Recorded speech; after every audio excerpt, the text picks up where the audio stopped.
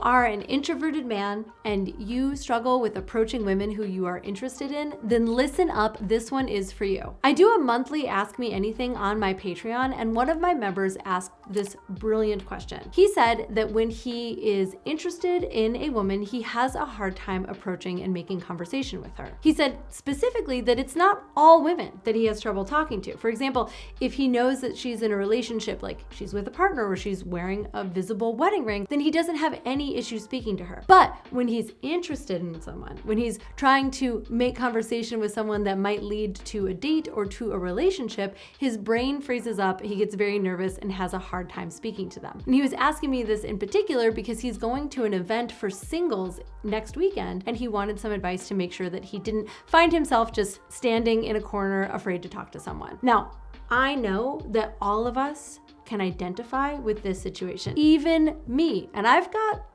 at least a little bit of game. But when I'm attracted to someone, my brain also starts to go into strategies for how to get them to like me, or how to get a date with them, or how to get a relationship with them. And when we go straight for those goals, we're robbing ourselves of all of the little goals and milestones along the way that are much easier to reach and succeed at. So in this video, I'm gonna give you some overall strategies for overcoming approach anxiety and some specific ones for how to make a situation like that where you're single and she's single and we kind of all know what the game is here, to make those way more easy to feel like you are calm, cool, collected, and capable of succeeding at. So first of all, setting small, achievable goals. Instead of making the goal, ask someone out, get a date, get a relationship, try make eye contact, smile, say hello, make a casual conversation, make a comment about what she is wearing that evening, or how lovely her hair is, or about the environment itself if that feels like too much, like I've never been here before, or like what part of town are you from? Making really easy wins, all you have to do in order to succeed, will take the pressure off of you in the situation and make it a lot easier to build up your confidence slowly, one step at a time. Another way of winning at this is having very brief, very low stakes conversations with people who you're not necessarily interested in. Women who you don't feel a ton of attraction to, but are still interested in getting to know, that you can approach with some curiosity. Recently, I went skiing for the second time in my life, and I find skiing to be very terrifying. I really enjoy it, kind of like in the same way that I enjoy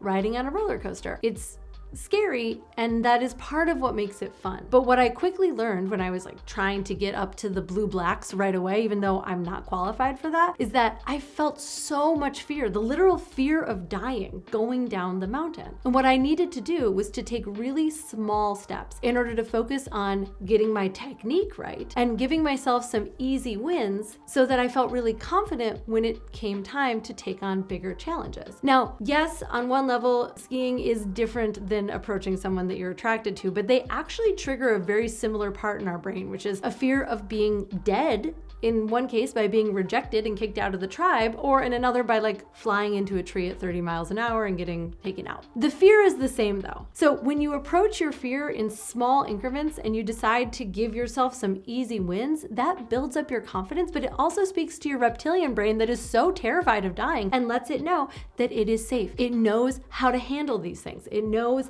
how to handle a turn. It knows how to handle a light conversation. So consider how you can make small winnable steps.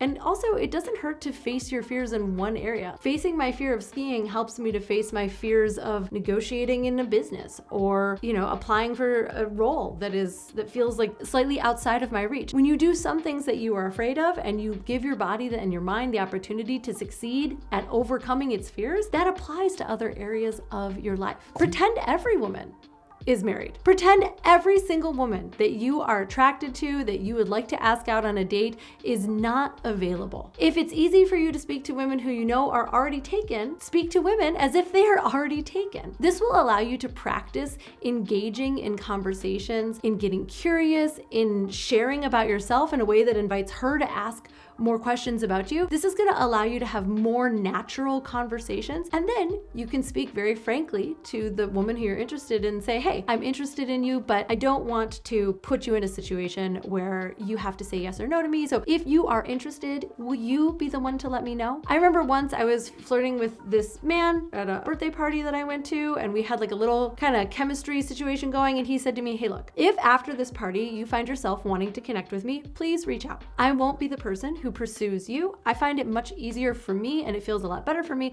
when a woman lets me know that she's interested. If you give me the green light, then I will, but only then. This was a really great strategy in my opinion because it put me in the driver's seat, and there was no pressure for me to decide like right then and there. After the party, if you're interested, reach out. We have mutual friends. You can get my phone number. Super simple, super easy, very attractive strategy. Yes, it does bunk some of the conventional wisdom that men are supposed to be the ones that do all the pursuing and planning, and men are supposed to be the ones that, risk getting rejected. He already let me know that he wasn't going to reject me, but he wouldn't put himself in a situation where he was asking for me to reject him later down the road. And finally, one other thing to consider if you're going into an event like that where everybody's single, remember, you're not the only one that is dealing with this anxiety. Chances are that she also is dealing with anxiety and fear of being rejected or not being liked and not getting it right. She also is dealing with the same nervousness that you are experiencing. And so instead of seeing yourself as the person here who's having a difficult situation,